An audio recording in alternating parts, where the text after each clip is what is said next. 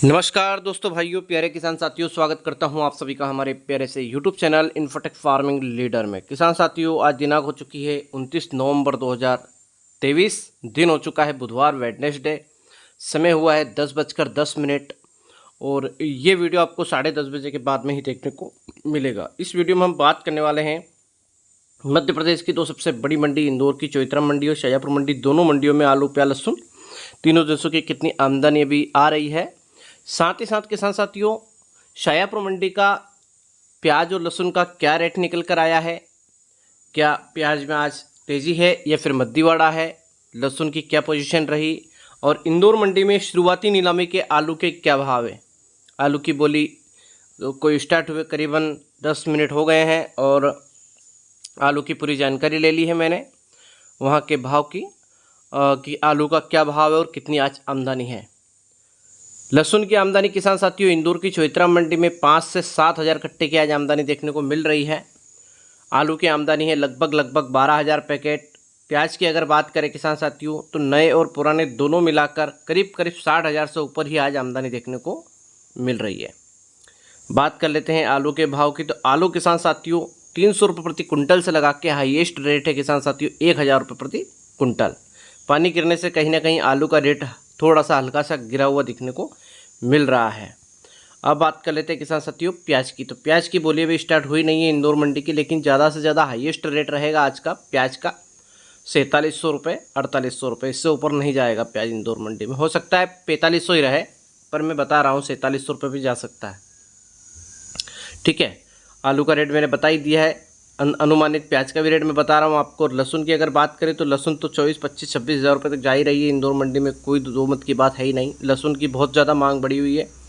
Actual में लहसुन की खपत ज़्यादा हो रही है, मांग ज़्यादा बढ़ रही है, और लहसुन का जो स्टोरेज है वो कम है किसानों के पास में, और व्यापारियों के पास में भी कम है। अब आते हैं हम सीधा हमारी गृह जिले की मंडी शाजापुर मंडी की तरफ। हाँ, एक चीज़ और, कल मैंने इंदौर मंडी का वीडियो शाम को नहीं डाला, उसके लिए मैं दोनों हाथ जोड़कर आप सभी किसान साथियों से माफ़ी मांगता हूं कि मैं वीडियो नहीं डाल पाया। उसके बहुत बड़े कारण थे, क्योंकि मुझे कल हॉस्पिटल जाना पड़ा इमीडिएटली में, शाम के टाइम पे 4 बजे के बाद में, इसलिए मैं अपलोड नहीं कर पाया। मैंने वीडियो बना लिया था, लेकिन मैं फिर भी अपलोड नहीं कर पाया। चलिए बात कर लेते हैं हमारे गृह जिले की मंडी, सब्जी मंडी शाजापुर की। शाजापुर मंडी में किसान साथियों प्याज की जो आमदनी है वो 7 से 8 हज़ार पैकेट की है। इसमें से 2,000 2,500 पैकेट नए प्याज के हैं, बाकी पुराने प्याज के हैं। लहसुन की अगर बात करें तो 1500 कट्टे से लगा के 1800 कट्टे के लगभग है लहसुन की आमदनी। आलू की आमदनी 0 कट्टे हैं। आलू हमारा सब्जी मंडी शाजापुर में 10 एक दिन के अंदर अंदर आलू की आवक मेरे हिसाब से आने लगेगी, क्योंकि अभी आलू हमारा शाजापुर ज़िले में लगभग ये मान के चलें कि 10 एक दिन और लगेंगे आने में। धीमी गति से आता रहेगा। कुछ आलू स्टोरेज हो जाएगा, कुछ आलू मंडी में आ जाएगा। अभी बहुत कम लोग रहेंगे जो कि मंडी में आलू लेके आएंगे, जिनका आलू ख़राब है वही लेके आएंगे, क्योंकि आलू का भाव है नहीं, इस कारण से हर व्यक्ति स्टोरेज ही करेगा लगभग। अब बात आती है हमारी लहसुन की, कि लहसुन हमारी सब्जी मंडी शाजापुर में क्या रेट बिकी। तो नीचे में 14,000 रुपये है और ऊपर में 24,000 रुपये का रेट निकल कर आया है हमारी लहसुन का। बिल्कुल हल्की क्वालिटी की लहसुन हो 14,000 से लगा के 16,000 रुपये तक जा रही है। मीडियम लहसुन जो है 16,000 से 18,000 रुपये जा रही है। एक्स्ट्रा सुपर लहसुन है 18,000 से लगा के 22,000 रुपये जा रही है। और एक्सपोर्ट क्वालिटी की जो सुपर लहसुन है वो 22,000 रुपये से लगा के 24,500 रुपये तक भी देखने को मिली है। 24 तो बिक गई है, एक आध लाट 24,500 की भी सुनने में आ रहा है। तो लहसुन में कहीं ना कहीं ज़बरदस्त तेज़ी है। जिन किसान भाइयों के पास अगर 1 कुंटल लहसुन अगर अच्छी क्वालिटी की है तो 24,000 रुपये मिल रहा है। 10 कुंटल है तो आप समझ सकते हैं कि 2.5 लाख के करीबन रिजर्व बैलेंस जा रहा है, सिर्फ 10 कुंटल लहसुन का। मतलब देख सकते हैं आप, सट्टा बाजार है लहसुन और प्याज, सीधा सट।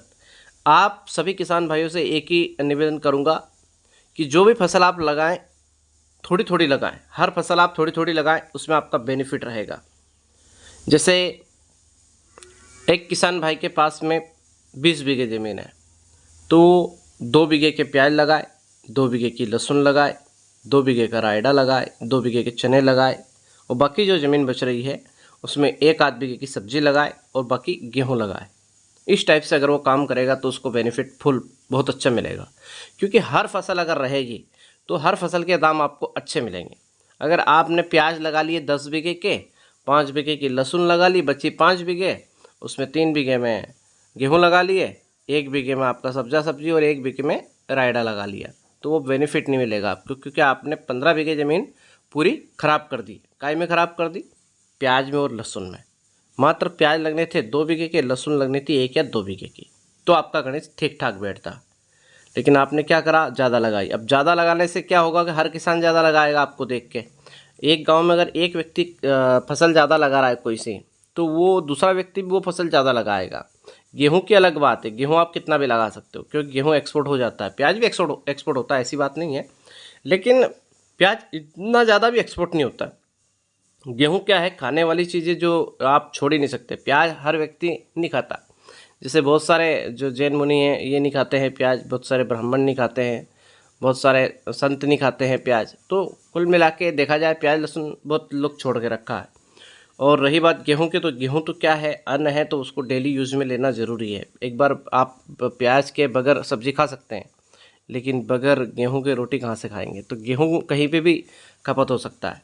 ठीक है, मेरा कहने का इतना ज़्यादा मैं बोला हूँ इन चीज़ों के लिए, इसके लिए माफ़ी चाहूँगा, लेकिन ये ज़रूरी था। हर किसान सोचता नहीं है, समझता नहीं है, और एक ही फसल लगाता है, प्याज प्याज प्याज जो है, लहसुन लहसुन लहसुन, ऐसा नहीं होना चाहिए।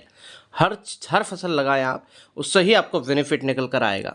एक फसल लगाएंगे, प्याज आपने ज़्यादा लगाया, पूरे गाँव वाले ज़्यादा लगा रहे हैं, पूरा जिला ज़्यादा लगाएगा, पूरा देश प्याज लगाएगा। उससे क्या होगा, जितनी ज़्यादा आपके पास में उत्पादन निकल कर आएगा, उसका रेट उतना ही गिर जाएगा। उत्पादन ज़्यादा निकले बहुत अच्छी बात है, लेकिन आपका जो है ज़्यादा रकबा नहीं होना चाहिए। रकबा कम हो, उत्पादन ज़्यादा निकले, कोई दिक्कत नहीं है, लेकिन रकबा कम होना चाहिए फसल का। अगर रकबा देश में या प्रदेश में ज़्यादा है, तो समझ लीजिए कि उस फसल को आप में नुकसान जाना है, उस फसल का आपको भाव पूरे साल नहीं मिलना है। ये सीधी सट बात है। इस बार लहसुन का जो है हमारा जो वो था, क्या बोलते हैं उसको, रकबा भी कम था और उत्पादन भी थोड़ा सा कम ही निकला। उसके कारण जो है लहसुन का रेट बहुत अच्छा मिला। स्टार्टिंग में ही 3,000 रुपये से बिकना चालू हुई थी लहसुन, फिर धीरे धीरे 3,000 से 5,000 रुपये, 6,000, 7,000, 8,000, 9,000, 10,000, 12,000, 13,000, 14,000, 15,000, 16,000 रुपये तक लहसुन आ गई थी। फिर धीरे धीरे रिवर्स होकर 12-14 पे चली गई, और फिर धीरे धीरे जब बढ़ी तब 24-25-26,000 रुपये तक लहसुन बिक गई है। तो ये सिर्फ रकबे के कारण है। रकबा कम होगा, उत्पादन चाहे ज़्यादा हो, उससे कोई दिक्कत नहीं है, रकबा कम होना चाहिए किसान साथियों। तो ये हमेशा आप इन चीज़ों को याद रखें कि जो भी फसल लगाएं वो उस हिसाब से लगाएं कि उसका भाव आपको मिले। और गांव के जो प्रधान हैं, यानी कि जो सरपंच वगैरह हैं, जो बड़े किसान हैं, वो थोड़ा सा कम लगाएं फसल को। हर फसल को अलग अलग तरीके से लगाएं और कम कम लगाएं। उससे क्या, दूसरा किसान आपको देख के सीखेगा कि चलो यार, हमारे गांव के प्रधान ने अगर कम रकबा में प्याज लगाया तो हम और भी कम में प्याज लगाएंगे, क्योंकि हमारे पास तो वैसे ही ज़मीन कम है। ये सोचता है छोटा किसान। ठीक है, तो मेरा कहने का सिर्फ इतना सा मतलब था कि हर चीज़ का अगर भाव चाहिए, प्याज भी आपका 100 रुपये 200 रुपये तक जा सकता था, इसमें कोई दो मत की बात नहीं, लेकिन उसका रकबा ज़्यादा है, उसका फिर उत्पादन चाहे कम निकला हो, लेकिन रकबा बहुत ज़्यादा था, तो इस कारण से आपको बेनिफिट नहीं मिला। फिर भी ठीक है, 40 रुपये 45 रुपये 50 रुपये तक चला गया, ये बहुत बड़ी बात है। क्योंकि ये क्यों जाया गया है ज़्यादा ऊपर रेट में, उसका भी कारण है। उसका मेन कारण है रकबा चाहे ज़्यादा था, लेकिन उत्पादन कम निकला, क्योंकि जो है वायरस घुस गया था प्याज में, इस कारण से। अब हम बात कर लेते हैं सीधा हमारी सब्जी मंडी शाहजहाँपुर में आज के प्याज के भाव की, नए पुराने क्या रेट निकला। किसान साथियों, हमारा जो देसी प्याज है, जो खादू है, वो 500 रुपये से लगा के 1,500 रुपये तक जा रहा है। अच्छी क्वालिटी का खादू 2,000 रुपये बिका है। हमारी जो गोल्टी है वो 2,000 से लगा के 2,500 रुपये। गोल्टा प्याज हमारा 2,500 से लगा के 3,500 रुपये। एवरेज प्याज 3,500 से 4,000 रुपये, और एक्स्ट्रा सुपर 4,000 से 4,500 रुपये। एक्सपोर्ट क्वालिटी का जो सुपर प्याज है वो 4,200 से 4,500 रुपये। 5 रुपये की आज वृद्धि देखने को मिली हमें देसी प्याज में। अब बात कर लेते हैं हमारे नए प्याज की। नए प्याज में हमारा जो खादू चोपड़ा है वो 500 से लगा के 1,500 रुपये। गोल्टी 1,500 से लगा के 2,500 रुपये। हमारा जो गोल्टा प्याज है 2,500 से लगा के 3,000 रुपये। एवरेज प्याज 3,000 से 3,500 रुपये। एक्स्ट्रा सुपर प्याज हमारा 3,500 रुपये से लगा के 4,000 रुपये, और एक्सपोर्ट क्वालिटी का सुपर प्याज हमारा 4,000 रुपये से लगा के 4,500 रुपये तक देखने को मिला। एक आध लाख 46 रुपये बिका। कहीं ना कहीं देखा जाए तो कल की तुलना में देखा जाए तो 400-500 रुपये आज प्याज में फिर डाउन हुआ है। मैंने कल कहा था, एक व्यक्ति का कमेंट आया था कि प्याज में और तेज़ी बनेगी क्या। तो मैंने उनसे कहा था कि प्याज में तेज़ी और जो मंदी है ये खपत के ऊपर निर्धारित होता है। बांग्लादेश में मांग बढ़ी थी प्याज की एक दिन, तो प्याज का रेट बढ़ गया। अब मांग कम हो गई, प्याज का रेट डाउन हो गया। ठीक है, ये होता है सीधा सट फंडा।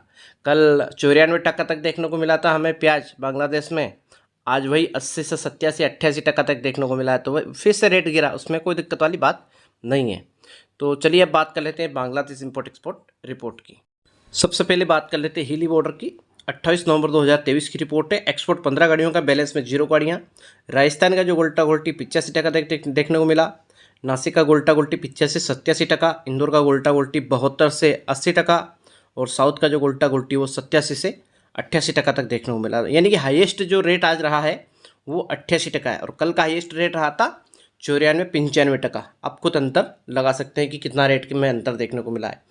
कोजादागा बॉर्डर की अगर बात करें तो एक्सपोर्ट 42 गाड़ियों का हुआ है, बैलेंस में 3 गाड़ियाँ रही है। नासिक का जो ओनियन है वो 88 से 94 टका, यानी कि कल का ही रेट यहाँ पर देखने को मिला है। अहमदनगर का 90 से 92 टका, साउथ का 90 से 94 टका, और इंदौर का जो गोल्टा गोल्टी है वो 80 से 88 टका। यानी कि तीनों जगह एक सार जो रेट नहीं है। अब बात कर लेते हैं हम मेहंदीपुर बॉर्डर की। यहाँ से एक्सपोर्ट 40 गाड़ियों का हुआ, बैलेंस में 5 गाड़ियाँ रही है। यहाँ पर नासिक का जो गोल्टा गोल्टी है वो 88 से 94 टका, इंदौर का जो है 80 से 88 टका, साउथ का है 90 से 93 टका, राजस्थान का है 90 टका। तो कहीं ना कहीं देखा जाए तो 2 बॉर्डर पे तो ठीक रहा एक्सपोर्ट, लेकिन एक बॉर्डर पे हमें नरमी देखने को मिली, और 2 बॉर्डर और है वहाँ पे भी हमें नरमी देखने को मिली है। तो किसान साथियों, हमारा वीडियो आपको कैसा लगा? अगर वीडियो वाकई में अच्छा लगा तो वीडियो को लाइक करें, कमेंट करें, और चैनल में अगर पहली बार विजिट किए तो चैनल को सब्सक्राइब करें। वीडियो को जितना ज़्यादा हो सके उतना ज़्यादा शेयर जरूर करें। आप सभी किसान भाइयों का बहुत बहुत धन्यवाद। जय जवान, जय किसान, जय हिंद, जय भारत, वंदे मातरम।